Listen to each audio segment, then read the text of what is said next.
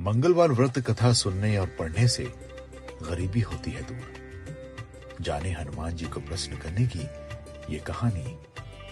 अगर आप लोग भी मंगलवार और हनुमान जी का व्रत करते हैं तो उस व्रत का पूर्ण फल पाने के लिए मंगलवार व्रत की कथा जरूर पढ़ें या सुने, क्योंकि मंगलवार व्रत की कथा पढ़े अथवा सुने बिना इस व्रत का पूर्ण फल नहीं मिलता और ना ही हनुमान जी की कृपा और आशीर्वाद प्राप्त होता है।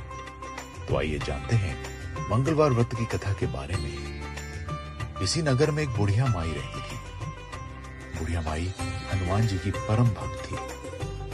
वह नियम से हनुमान जी की पूजा किया करती थी और हर मंगलवार को हनुमान जी का व्रत रखती थी। मीठा और पकवान बनाकर हनुमान जी को भोग लगाती थी।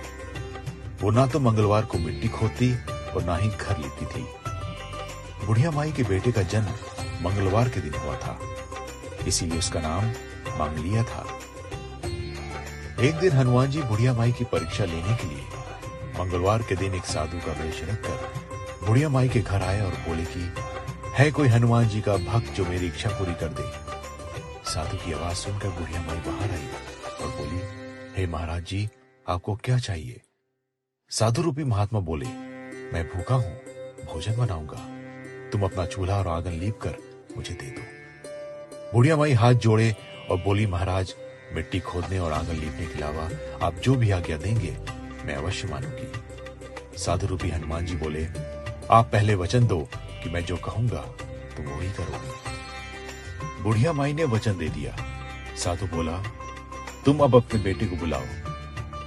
इसके बाद बुढ़िया ने अपने बेटे को बुला लिया। साधु रूपी हनुमान जी बोले कि अब इसे धरती पर औंधा लेटा दो, मैं इसी पर भोजन बनाऊंगा। ऐसा सुनकर बुढ़िया माई के पैरों तले जमीन खिसक गई। परंतु वो तो साधु को वचन दे चुकी थी, इसलिए उन्होंने मांगलिया को साधु के हवाले कर दिया। परंतु हनुमान जी की परीक्षा अभी पूरी नहीं हुई थी। उन्होंने बुढ़िया से कहा, अब इसकी पीठ पर मुझे आग जला कर दो, जिस पर मैं भोजन बनाऊंगा। बुढ़िया माई अत्यंत दुखी हो गई और आग जलाकर वह रोती हुई अंदर चली गई। भोजन जब तैयार हो गया तब साधु रूपी हनुमान जी ने बुढ़िया माई से बोला, भोजन बन गया है, तुम अब अपने बेटे को बुलाओ ताकि वो भी भोजन कर सके। बुढ़िया माई बोली, महाराज, आप मेरे दुखी मन को और मत दुखाइए। मैंने अपने हाथों से स्वयं अपने बेटे को अग्नि के हवाले किया है।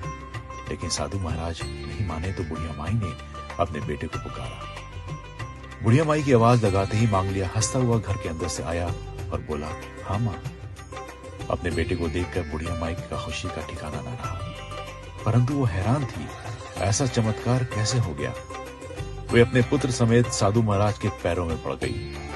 हनुमान जी ने अपने दर्शन दिए और उसे सर्व सुख का आशीर्वाद दिया तथा अंतर ध्यान हो गए। हे हनुमान जी महाराज, जैसे अन्न धन के भंडार और सर्व सुख बुढ़िया माई को दिया है, वैसे ही इस कहानी को कहने वाले, सुनने वाले और हुंकार भरते सभी लोगों पर कृपा करना।